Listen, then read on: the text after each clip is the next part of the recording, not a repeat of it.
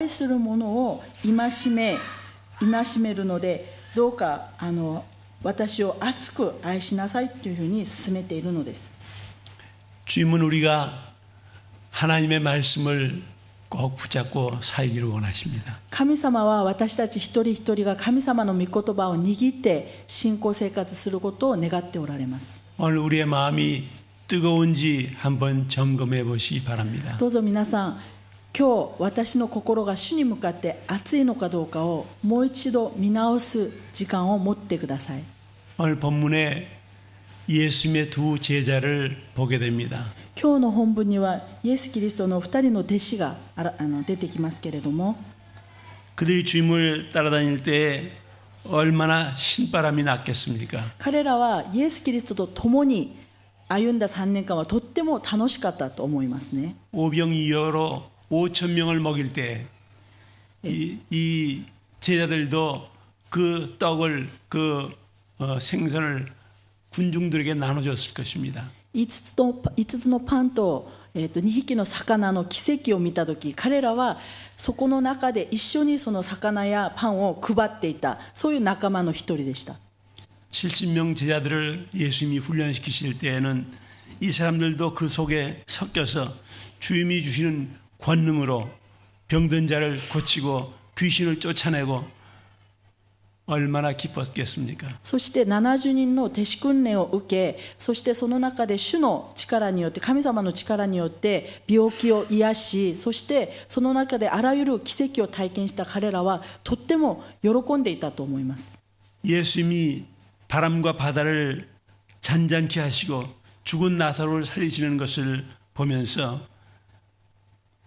주님이 이스라엘 나라를 회복시켜 주시겠구나 이렇게 기대하고 있었습니다. そして彼らはイエス・キリストが自然を治め、嵐を治めたり、そして死んだナサロを生き返らせるその姿を見たときに、この方こそメシアであり、この方こそイスラエルを回復させてくださる方であると確信していたと思います。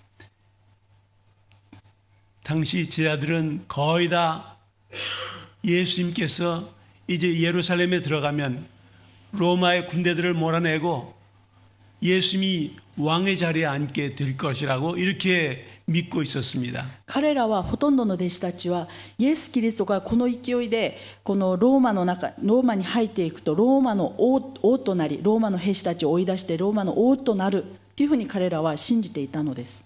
그러나 예수님은 한 번도 그런 말씀을 하신 적이 없었습니다. しかしながらイエス様は彼らにそのようなことを一度も直接言ったことはありません。 예수님께서 이제 마지막으로 예루살렘을 올라가시게 되었습니다. イエス・キリストが最後にエルサレムに登っていった時のお話です。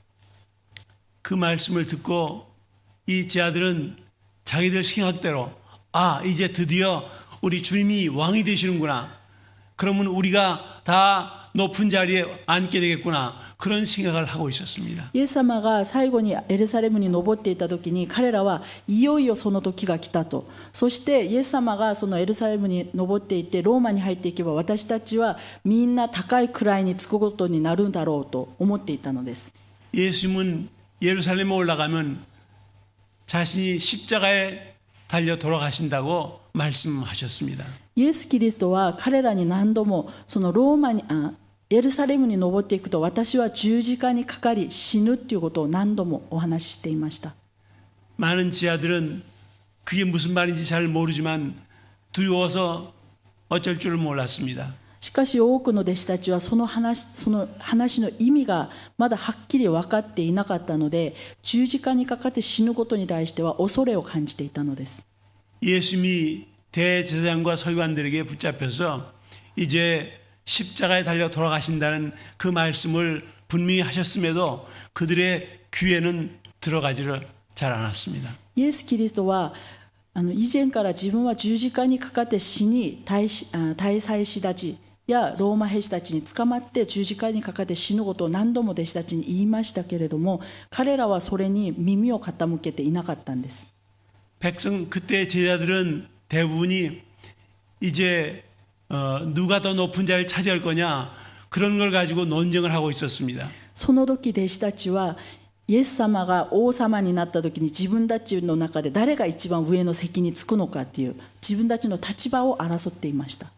그리고 베드로는 주님이 십자가에 달려 돌아가시면 안 된다고 예수님을 강하게 만류했습니다. そしてその話をイエス様が知っていた時にペテロはイエス様にそんなことはしてはいけませんとイエス様を強くそういうふうにしないようにと勧めていたんですね。 그래서 예수님은 네가 하나님의 일은 생각하지 않냐고 사람의 일을 생각하는구나 그러면서 책망을 하셨습니다. そしてその時にペテロに対してイエス様はあなたは神のことではなく人間のことを思っている退けサタンという言葉を言うのです。 그때 또 유력한 제자인 요한과 세베대의 아들 이름이 뭐죠? 갑자기 생각이 안 나요. 요한하고 야곱이었나? 예, 야고보. 예. 야고보가 형이고 요한이 동생인데 예수님의 제자들 중에서 이 세 사람이 가장 예수님이 사랑하시던 제자들이었어요. イエス様の側近って言ったらおかしいんですけれどもイエス様を一番そばで支えていた弟子は3人いましてヨハネとペテロとあとヤコボだったんですけれどもこの中にはヤコボとヨハネとペテロはそういう争いの中にいたんですね。 그런데 이 두 제자는 자기 어머니를 불러와서 예수님한테 간청을 하게 했습니다. そしてこのヨハネとヤコボは自分のお母さん母親を連れてきて母親からもう一度イエス様に自分たちが高い位につくようにお願いしてもらおうとしていたんですね。 자기 아들을 하나는 좌편에 하나는 우편에 앉게 해달라고.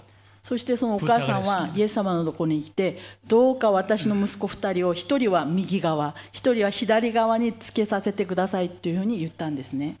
예수님은 이제 예루살렘에 올라가면 십자가에 달려 돌아가실 텐데 십자가에 달려 돌아가신다고 얘기했음에도 불구하고 이 제자들은 지금 아무것도 생각을 못하고 있어요. イエス様は確かに何度も弟子たちに言いましてそしてその後エルサレムに登っていたら十字架にかかって死ぬっていうのをイエス様は何度も言っていましたけれども弟子たちはこのことに対して本当に霊的に何も分かっていなかった状態でした。 어떻게 자기가 높은 자리를 차지하게 하고 싶다는 그 생각밖에는 없는 것이에요. とにかく自分が高い位につきたいこの隣の弟子より私の方がもっと高い位につきたいっていうその思いで心はいっぱいでした。 그렇기 때문에 그들의 귀가 둔해져서 주님이 말씀하시는 것도 귀로 들어가지를 않았어요. そして彼らはそういうイエス様の話を聞いてもその意味がわからないように目がくらんでいました。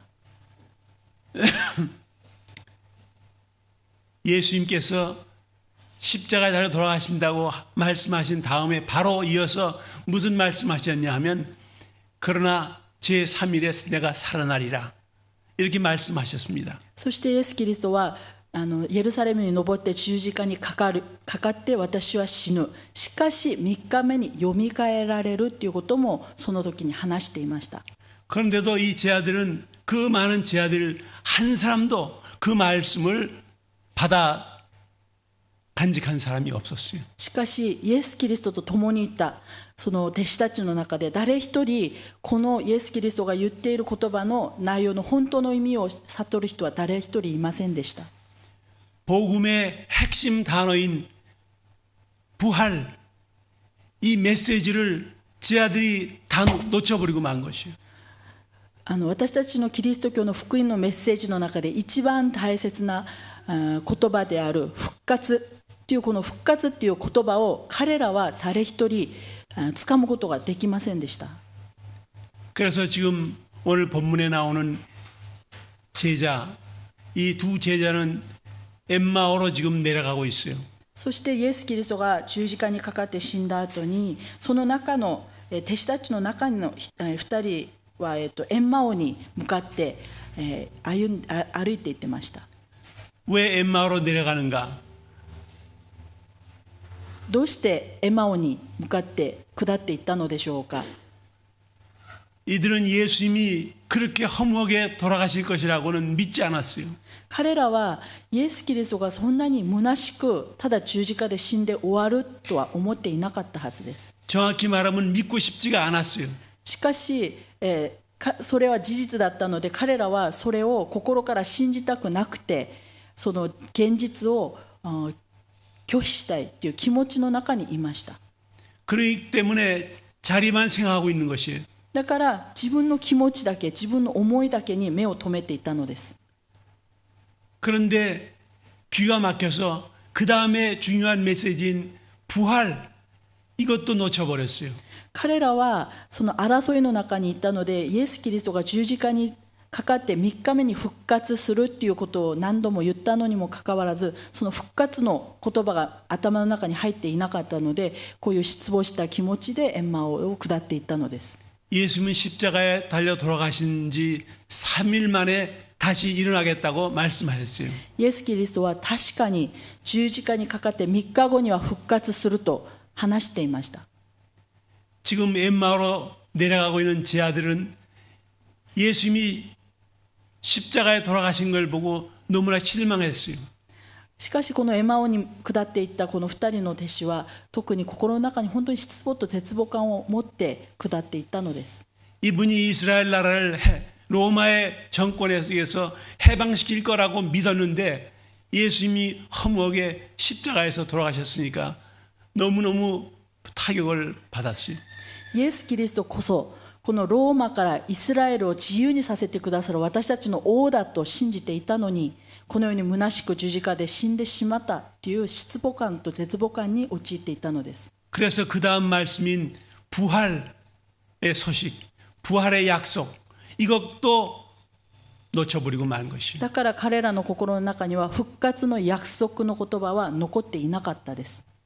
저는 예수님의 제자들이 어떻게 예수님이 주시는 가장 중요한 메시지 십자가의 죽음과 부활의 메시지를 놓쳐버렸는지 그 메시지를 위해서 예수님은 이 제자들을 뽑으셨는데 イエス・キリストはこの十字架で死んで3日目に復活するこの大切な言葉を授けるために弟子たちを選んでいったのにもかかわらずこの弟子たちがその大事な言葉を見逃してしまうというこういう状態になっていたのです。 제자들이 엠마오로 가던 그날은 바로 예수님이 부활하신 날이었습니다. その弟子たちがエマオに下っていったその日は今までイエス・キリストが言っていたその3日目にあたる復活する日でした。 예수님은 부활하셔서 바로 지금 그들 가운데 와서 대화를 나누고 계십니다. そしてこの復活したイエス・キリストはこの2人の弟子の間に入ってきて一緒に会話をしているのです。 그런데 예수님과 함께 얘기를 하면서도 예수님이 이분이 예수님이라는 사실을 모르고 있었어요. しかしながらこの弟子たちは自分たちと一緒に話しているこの人が復活したイエス・キリストであることを悟らなかったんです。 사람들은 자기들이 듣고 싶은 것을 듣고 보고 싶은 것을 보는 성질이 있어요. 人間っていうのは自分が聞きたいことだけを聞いて自分が見たいものだけを見るっていうそういう弱さを持っています。 우리 집에는 제 아내하고 저하고 알람 클락이 하나씩 있습니다. うちには妻と私それぞれアラームの時計があります。 그런데 맞춰놓는 시간이 틀려요. お互い合わせる時間が別々なんですね。 예, 우리가 할 일이 다르기 때문에 なぜならそれぞれやることが違うのでそれぞれの自分の時間に合わせて時計を合わせて目覚まし時計を合わせておくんですが 그런데 우리가 발견한 이상한 것이 하나 있는데 내 알람 클럭이 울 때는 제 아내는 절대로 깨지 않습니다. で私たちはこの2人の生活の中で不思議なことを発見したんですけれども私の目覚まし時計が鳴った時に妻は全く気づかないんです。 저도 제 아내 알람 클럭이 울 때는 전혀 듣지를 못합니다. そして私も妻の時計が鳴る時には全く気づかないんです。 그래서 사람은 자기가 들으려고 그러는 것만 듣는다는 걸 알았습니다. それでこれも人間は自分が聞きたいものだけを聞くっていうのが分かったんですね。 부활의 메시지가 얼마나 중요한 것인데 부활의 메시지를 못 듣고 있는 제 아들을 생각하면서 참 이해가 안 됩니다. 復活のメッセージがどれだけ大事なのか分かるはずなのに、弟子たちは自分たちが見たいもの、聞きたいものだけに集中していたので、この大切なメッセージを逃してしまったのです。 만약에 그들이 예수님이 제3일에 부활하신다는 말씀을 마음속에 간직하고 있었더라면 지금 하나도 슬퍼할 이유가 없는 것입니다. 彼らが本当にイエス・キリストが3日目に復活するということを心に留めていたのなら、誰一人イエス・キリストが十字架に死んだ時に失望したり悲しんだ者はいなかったはずです。 그리고 예수님과 대화를 나눌 때 그분이 예수님이라는 사실도 아마 깨달아 알았을 것입니다. そして歩いている時に隣で話している人がイエス・キリストであることをすぐ悟ったはずです。 성경에 보면 몇 군데 예수님이 부활 후에 제 아들에게 나타나는데 제 아들이 못 알아보는 것을 보게 됩니다. 聖書の中には何箇所かイエス・キリストが復活した後に弟子たちに会いに行った場所が、現れているんですけれども、その中で誰一人イエス・キリストであることを分かった者は誰もいなかったんです。 부활하신 날 아침 새벽에 막달라 마리아에게도 나타나셨는데 막달라 마리아가 동산직인 줄로 잘못 알고 있었어요. 復活した朝、一番最初にマクダラのマリアの前にイエス・キリストは現れました。しかし彼はその現れた人がそのお墓を守っている一人の人だと思っていたんです。 부활하신 후에 제 아들이 디베레에 가서 또 고기잡이 할 때 예수님이 제 아들에게 나타나셨습니다. そしてイエス・キリストが復活した後に一番の弟子たちは自分の本業に戻って魚釣りをしていたんですね。その時にイエス・キリストはそこにも現れました。しかし彼らは気づきませんでした。 그런데 제 아들이 예수님을 알아보지 못했습니다. そしてその時にイエス・キリストを彼らは全く気づかなかったんですね。 오직 한 사람이 예수님을 알아봤는데 그 사람이 예수님이 가장 사랑하시던 제자 요한이었습니다. しかしその中で一番最初にイエス・キリストであることを気づいた人がいました。それはイエス・キリストが一番愛していた弟子ヨハネでした。 제 아들이 예수님이 부활하신다는 사실을 말을 예수님이 했음에도 불구하고 듣지도 못하고 믿지도 않고 지금 예수님이 돌아가신 것으로 아직도 생각하면서 슬픔 가운데 엠마오로 가고 있었습니다. 弟子たちはイエス・キリストが復活したことに全く気づかず、それぞれの場所でまたエンマオに下っている、そういう状況に置かれていました。 사실은 슬퍼할 때가 아니라 기쁨이 넘쳐야 될 때인데 기쁨이 넘치지 못하고 슬퍼하면서 가고 있는 것은 말씀이 믿어지지 않았기 때문입니다.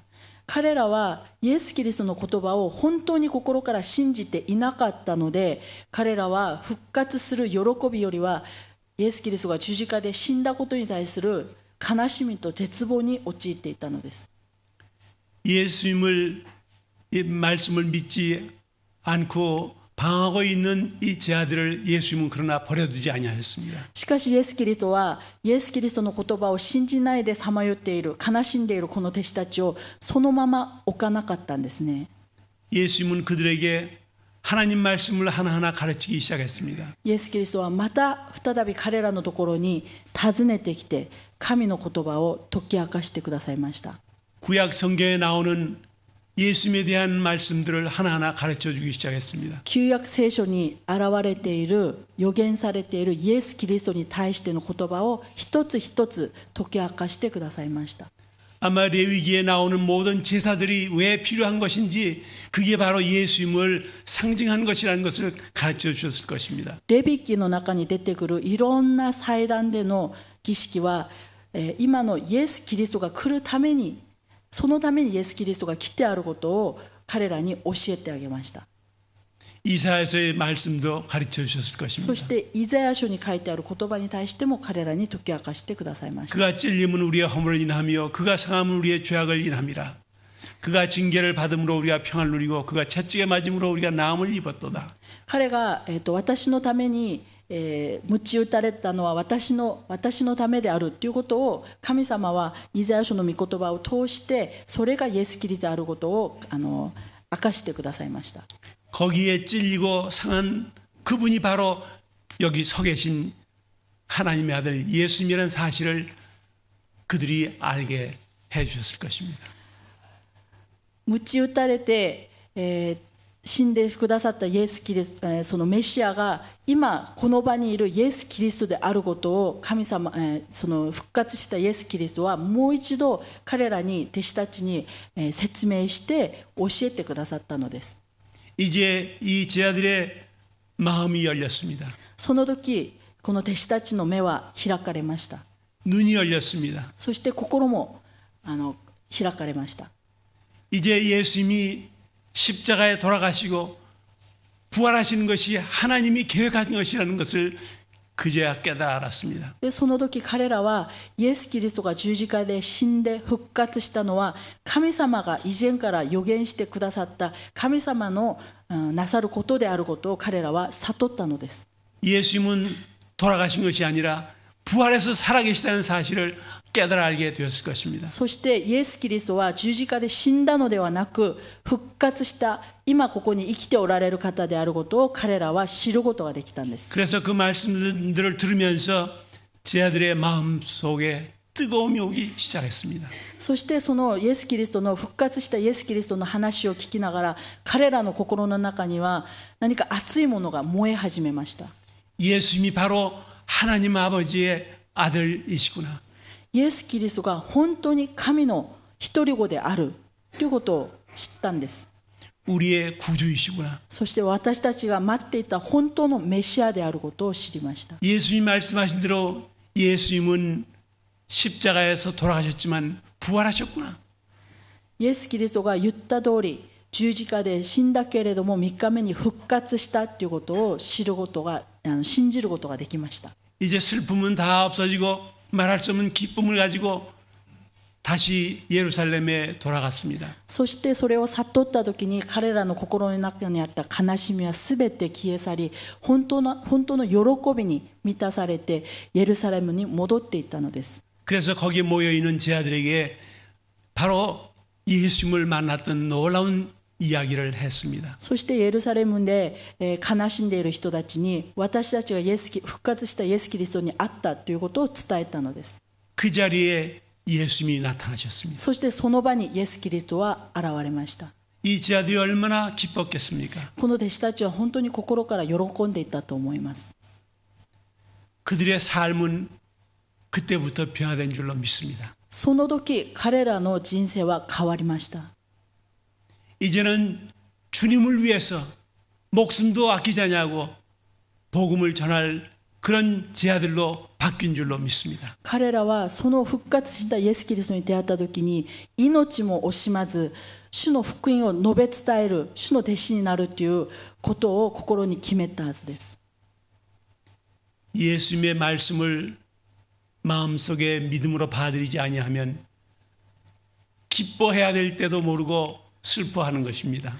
イエス・キリストの神様の御言葉を本当に心の中に受け入れて受け止めて信じなければ本当に喜んでいなければいけない状況の中で悲しんでしまうということが起きるのです。 우리는 예수님의 말씀을 깨달을 때 마음이 뜨거워집니다. 私たちはイエス・キリストの言葉を悟るとき心が熱く燃えます。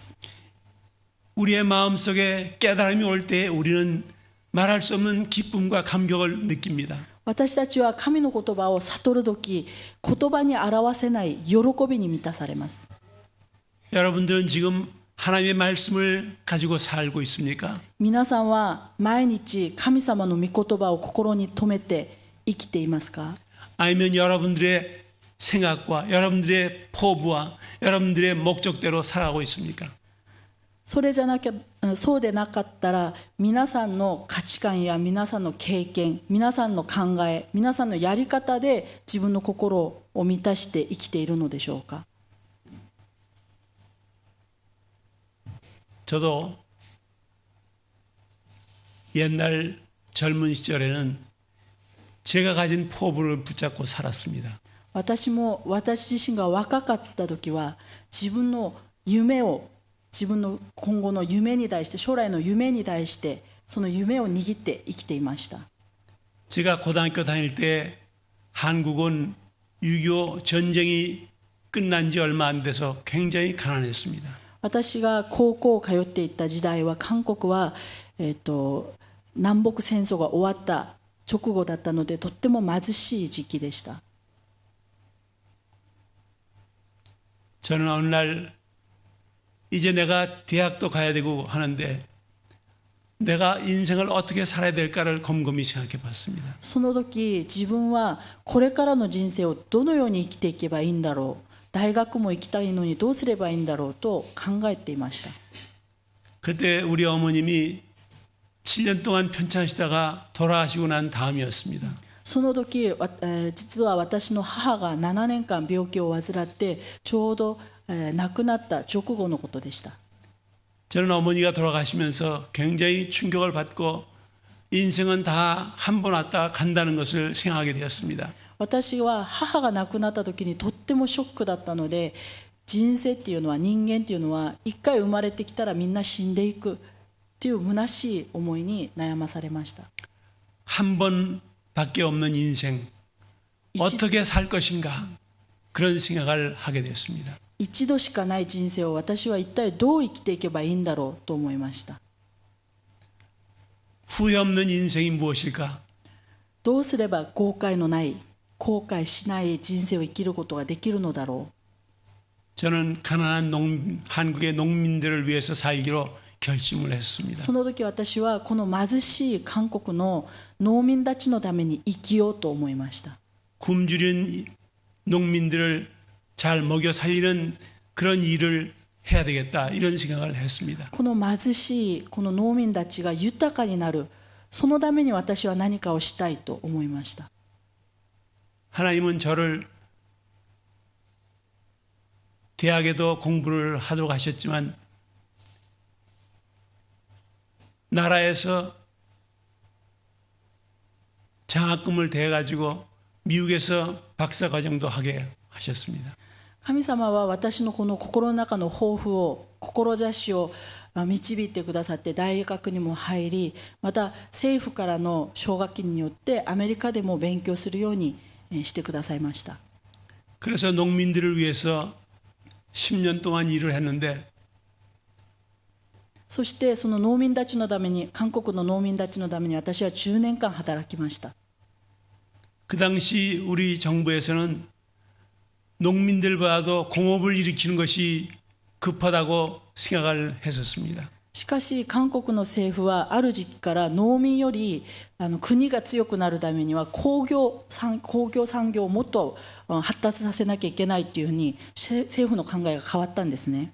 그래서 농업을 희생시켜가면서 공업을 더 일으키려고 투자를 많이 했습니다. そして国の投資は農民より工業産業の方に投資は増えていったんです。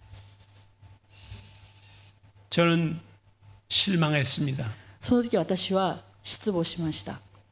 제가 아무리 농민들을 위해서 일하려고 해도 저는 별 힘이 없었습니다. 私がいくら農民たちのために働こうとしても国が推薦していないので自分の力はどうにもならなかったんですね。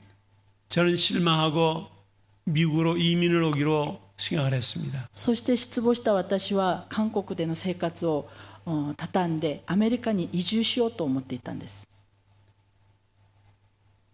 그런데 저의 일생의 꿈이었던 농민들을 위한 삶을 하루아침에 버린다는 것이 저한테는 가슴 아픈 일이었습니다. しかし自分の心の奥底にはこの自分が農民のために、貧しい農民のために生きようと決めていたこの自分の志を捨てて失望の中でやめるっていうのがとっても苦しい決断でした。 그래서 기도원에 올라가서 기도를 하기 시작했습니다. それで山に登って기도인で祈ることをしたんですね。 일주일 동안 금식하면서 하나님, 제가 여지껏 농민들을 위해서 살았는데 아무것도 할 수가 없습니다. 1週間断食しながら祈りました。神様、私はこの農民のために一生懸命やったけれども何にもできませんでした。 하나님, 제가 이제 어떻게 살아야 됩니까? 神様、私は今後一体どのように生きていけばいいのでしょうか。 하나님, 저를 인도해 주시고 하나님, 저를 위해서 무슨 할 일이 없습니까? 神様、どうか私を導いてください。私は一体何のことをすればいいんでしょうかと祈りました。 그때 하나님께서 세미한 음성으로 저한테 말씀하셨습니다. その祈りの中で神様は私に語ってくださいました。 사람이 떡으로만 사는 것이 아니요 하나님의 입에서 나오는 모든 말씀으로 사는 것이다. 이렇게 말씀하셨습니다. それは人は、パンだけで生きるのではなく、神から来る御言葉によって生きるという言葉でした。 저는 하나님께서 그게 무엇을 하라고 하시는 말씀인지를 알아듣지 못했습니다. 私はその御言葉は知っていたんですけれども、それが何をしなさいということなのか、それを悟ることができませんでした。 그래서 하나님께 즉시 물었습니다. それに対して神様にもう一度尋ねました。 이 말씀이 저한테 무엇을 하라는 말씀입니까? 神様、一体この御言葉は私にとってどういう意味を示しているのでしょうか。 하나님께서는 즉석에서 저한테 대답을 하셨습니다. その時神様はこのように答えてくださいました。 너는 여지껏 농민들을 떡을 더 잘 먹이려고 살아오지 않았냐? あなたは今まで農民たちに口にパンを与えようというそういう思いで働いてきた。 그 떡은 먹어도 죽는 떡이다. しかしそのパンは食べてもお腹が減り、やがて死んでしまうパンである。 하나님 말씀을 먹이면 영원히 산다. 神様の御言葉を与えると、その御言葉を食べると永遠に生きる。 그제서야 저는 하나님의 말씀을 이해했습니다. その時私はその御言葉の、私に語ってくださった言葉の意味を悟ることができました。 그 자리에서 저는 이제 하나님의 말씀대로 살기로 결심을 했습니다. そしてその時私は祈りながら神様の御言葉通りに生きることを決心しました。 농민들을 위해서가 아니라 영혼 구원을 위해서 하나님의 말씀을 먹이는 하나님의 종으로 살겠다고 결심했습니다. 農民だけではなく、人々を飢えて死んでいく人々のために、魂の救いのために私は生きると主の前で献身したのです。 그것이 36년 전입니다. それが36年前の出来事でした。 미국에 오자마자 신학교에 들어가서 나의 인생의 길이 바뀌었습니다. 私はアメリカに行ってすぐ進学校に入り、私の人生は変わりました。 그때 제 인생이 바뀌었기 때문에 오늘 이 자리에 와 있는 것입니다. その時私の人生が変わったので、今ここに立って皆さんの前で神様の御言葉を伝えることができるのです。 저는 오직 하나님의 말씀을 붙잡고 그 말씀대로 여지껏 따라왔습니다. 私は神様の御言葉だけを握りしめて今まで走ってきました。 목표가 힘들든지 목표가 재미있든지 그런 것 따지지 아니하고 힘들어도 재미없어도 저는 목표를 계속해 왔습니다. 私は牧会が本当につまずいて大変な時も苦しい時も、また牧会するのがとっても難しくて辛い時も変わらず主に従って歩み続けてきました。 저는 목표는 이제 나이가 많아져서 은퇴를 했음에도 불구하고 또 아직도 살아있는 동안은 하나님의 말씀을 먹이라는 하나님의 말씀을 순종하려고 여기에 서 있는 것입니다. 私はアメリカで牧会を引退したんですけれども、その後にもやっぱり神様から与えられた言葉があるので、その御言葉を伝えたいと思いでこの日本に来て今ここに立っているのです。 저는 오늘 이 자리에 계신 모든 분들이 다 하나님의 말씀을 붙잡고 사시기를 주님의 이름으로 축복합니다. 私は今ここにいる皆さん一人一人が神様の御言葉を握りしめて生きていくことを心からお願いして、また神様の祝福を願います。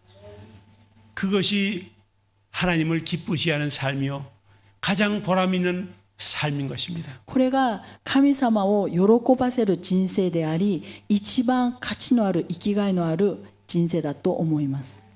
한 번밖에 없는 삶을 우리가 어떻게 살 것입니까? 一度しかない人生です。皆さんどのように生きていきたいですか？ 오직 예수 그리스도의 말씀을 붙잡고 그분을 순종하면서 따라가는 삶을 살아야 될 것입니다. ただイエス・キリストの御言葉だけを握りしめて神様の導きに従順しながら従っていくそういう人生であってほしいなと思います。 제 인생을 바꿨을 때 저는 얼마나 기뻤는지 말할 수 없습니다. 私はその祈祷院で祈って自分の人生の方向を転換した時にどれだけ嬉しかったか今でも覚えています。 아마 여러분들도 그 찬송을 하실 것입니다. 주 예수보다 더 귀한 것은 없네. 예수 밖에는 없네. 그 찬송을 부를 때마다 내 마음은 얼마나 뛰고 기뻤는지요. これはキリストには変えられないっていう賛美なんですけれども、この賛美を歌うと私の心は熱く燃えて本当に主による喜びに満たされます。 저는 신학교에 다니면서 주위에 병들어 아픈 사람이 있다고 그러면 달려가서 꼭 치료해주고 그랬습니다. 私は進学校通っていった時も周りで病気で病で倒れて悲しんでいる人、病んでいる人を見るとそこに走っていて祈ってあげたりしていました。 한 번은 제 가장 친한 친구가 워싱턴 DC에 사는데 암이 걸렸다고 연락이 왔습니다. ある日私の親友である友達が、ワシントンに住んでいたんですけれども、がんにかかってしまったと電話がかかってきました。 저는 그 친구에게 즉시로 비행기를 타고 달려갔습니다. 私はすぐその連絡を受けてすぐ飛行機を予約してその友達のところに行きました。 복음에 대해서 먼저 자세히 가르쳐주고 그리고 위에서 기도해주고 힘을 주고 용기를 북돋워 주었습니다. その時まずその友達にイエス・キリストに対する福音を伝えて、そしてその後彼らに、勇気を与え、御言葉による勇気を与え彼らを励ましました。 얼마 후에 그가 세상을 떠났다고 소식이 왔지만 저는 그가 지금 하나님 앞에 가서 앉아 있는 것으로 믿습니다. 間もなく彼は亡くなってしまったという連絡が来ましたけれども、その前に彼はイエス・キリストを信じたので、今は天国で私たちを見ていると信じています。 얼마 있으면 우리가 하늘 보좌에 앉아 계신 주님 옆에 친구를 발견하게 되리라고 믿습니다. やがて私も天国にいたらそのイエス様と共に座っている友達に会えるんだろうと思っています。 저는 신학교에 가서 졸업을 하고 목회를 하게 되었습니다. 私は進学校を卒業して牧会を始めました。 하나님께서 목회 초기에 저에게 많은 기적을 보여주셨습니다. 神様は私が牧会を始めた時に本当にたくさんの奇跡を見せてくださいました。 한 번은 80 노인이 직장암으로 밥을 전혀 못 먹는다고 그래서 신방을 갔습니다. ある日80代の老人の方が直腸がんになってご飯を全く食べれないということを聞いてその人を訪ねていきました。 저는 그 할아버지한테 이사야 41장 10절 여러분 저 벽에도 붙여 있는 말씀이에요. 오른쪽에.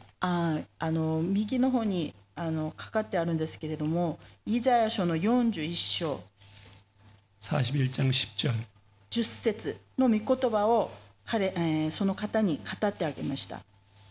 読みますね。恐れるな、私はあなたと共にいる。たじろぐな、私があなたの神だから。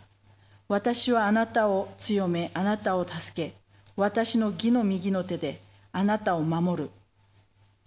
저는 이 말씀을 한 절 한 절 읽으면서 그 할아버지 보고 따라서 하라고 그랬습니다.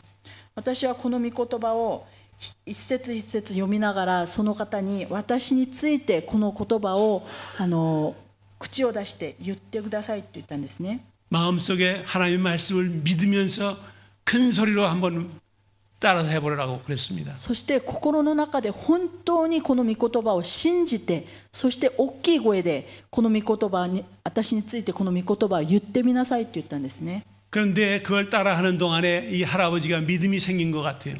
でこの短い一節なんですけれども、この御言葉を一緒に読んでいるうち、その方の心に信仰が芽生えました。 막 울면서 따라서 하기 시작했습니다. この御言葉を読んでるうち、彼は泣き出して、そして泣きながらこの御言葉をついて言いました。 그래 이제 예배가 끝나고 점심을 먹으러 갔습니다. そして彼と共に神様を礼拝して、それからご飯を食べに行ったんですけれども、 근데 이 할아버지는 그동안에 암 때문에 전혀 식사를 못하는 분이었습니다. この方は実は直腸がんだったので、全くご飯は食べられない状態だったんですけれども、 그런데 이 할아버지가 우리와 함께 밥을 한 그릇 다 먹었습니다. で私たちはご飯食べに行くって言ったらついてきて、一人前のご飯を全部食べました。 그리고 그냥 나가지고 여러 해 더 살다 돌아가셨어요. そしてそのまま無事に家に帰り、数年間普通に生活をして、年を取ったので亡くなっていったんですね。 하나님께서 여러 가지 기적을 보여주셨습니다. 神様はいろんな奇跡を私に見せてくださいました。 어떤 자매님은 다른 교회에서 우리 교회 교인이 아니었는데 우리 교회로 옮겨왔어요. ある方は他の教会に通っていたんですけれども、何か事情があってうちの教会に移ってきた方でした。 왜냐하면 이 자매님은 심장경색증이라고 그래서 심장이 막 쪼여들어 가지고 숨을 잘 못 쉬는 그런 사람이었습니다. その方は心臓に病気がありまして、心筋梗塞になりやすい、そういう状態の病気を持っていました。 그런데 하루는 밤 12시예요. 그런데 전화가 왔습니다. である日夜中12時に電話がかかってきました。 이 자매님이 전화를 했어요. 목사님, 나 지금 숨 못 쉬어서 죽겠어요. この姉妹は夜中12時に電話をして、牧師先生、もう私は息ができなくて死にそうですって言ったんですね。 빨리 좀 와주세요. だから今早く来てくださいって言ったんです。 그래서 저는 자동차 타고서 쫓아갔습니다. それで私はもう急いで車に乗って彼女のところに行きました。 식구들은 다 자고 있는데 이 자매님 혼자서 숨도 못 쉬고 몸을 틀면서 앉아 있었습니다. 彼女の家族はみんなもう寝ていて、彼女一人で息ができず苦しんでいました。 저는 이 자매님 보고 자매님 우리 먼저 찬송을 드립시다 그랬어요. で私はその姉妹に向かって、まず姉妹一緒に神様に賛美しましょうと言って賛美をし始めました。 먼저 보혈에 관한 찬송을 부르기 시작했습니다. まず十字架の血潮による賛美をまずしました。 내 죄 사함 받고서 예수를 안 뒤 나의 마음에 찬송을 부르면서 박자를 이렇게 하고 있었어요. 賛美をしながらこうやってリズムに合わせてこう何ですか、叩いていったんですね。リズムに合わせて。 그런데 이 자매님이 갑자기 아이고 뜨거워 그러고서 몸을 막 이렇게 움직였습니다. で賛美している途中で彼女はなんか熱いって言いながら体をこうもがいていったんですね。 내 손은 하나도 뜨겁지 않은데 이 자매님은 뜨겁다고 막 야단이에요. 私の手は何も熱くないのに、彼女の肩をこう叩きながらこうなんかリズムに合わせてこう賛美してたんですけど、熱いって言ったんですよね。 그리고 숨이 막히던 것이 나버렸어요. でその熱いって言ってるうちに、その息ができなかったものがスッて治ってしまったんですね。 이 자매님은 그 다음날 아침 샤워하면서 등이 뒤었는가 하고 보니까 등이 뒤지도 않았더래요. 自分は彼女はその次の日シャワーをするときに背中が熱かったので、さっき牧先生がリズムを合わせているときに背中を軽く叩きながら賛美したみたいなんですけれども、それで自分の背中がやけどしたんではないかと思って鏡を見て確かめたそうですね。もちろんやけどはなかったんですけれども、 하나님 말씀대로 사는 것은 말할 수 없이 기쁨이 넘치는 삶입니다. 神様の御言葉通りに生きることは言葉に言い表せない喜びに満たされた生き方です。 모든 분들이 하나님 말씀 붙잡고 사시고 하나님이 주시는 기쁨으로 사시기를 주님의 이름으로 축복합니다. 皆さんがぜひ神様の御言葉をそれぞれ握りしめて祝福された人生を生きることを主の皆で祝福いたします。 아멘. 이제 끝내. 예. 기도할까요? お祈りします。 살아계신 우리 주님, 生きておられる天のお父様、 오늘까지 이 부족하고 연약한 종을 붙잡아 이끌어 주신 것을 감사합니다. 今日今日までこの弱い私を主のしもべとして導いてくださったことありがとうございます。 주님이 나를 주의 종으로 불러주신 것을 감사드립니다. 主がこの弱い私を主のしもべとして呼んでくださったことを心から感謝いたします。 여기까지 인도해 주신 우리 주님, 남은 생에도 주님 손에 맡깁니다. 하나님 영광을 위해서 사용해 주시옵소서. 今まで私の人生を導いてくださった天のお父様、これからの人生も主にお委ねします。どうか主の栄光のために私を用いてください。 오늘 이 자리에 참석해 있는 모든 분들에게 하나님 말씀대로 살 수 있도록 믿음을 부어 주시옵소서. 今ここにいる一人一人の上に主を信じて生きていく信仰を増し加えてください。 주님이 나에게 기쁨을 준 것처럼 이 자리에 참석한 모든 분들도 주님의 기쁨을 만끽하며 살게 하여 주시옵소서. 主が私に喜びを与えてくださったように、今ここにいる一人一人が主による喜びに満たされて生きることができますように、主をどうぞ祝福してください。 살아계신 주님을 증거하는 삶이 되게 해 주시옵소서. どうか生きておられるイエス・キリストを証しして生きていくことができますように祝福してください。 감사드리며 예수님의 이름으로 感 기도드리옵나이다. 謝してイエス・キリストの皆を通してお祈りいたします。アーメン。 아멘.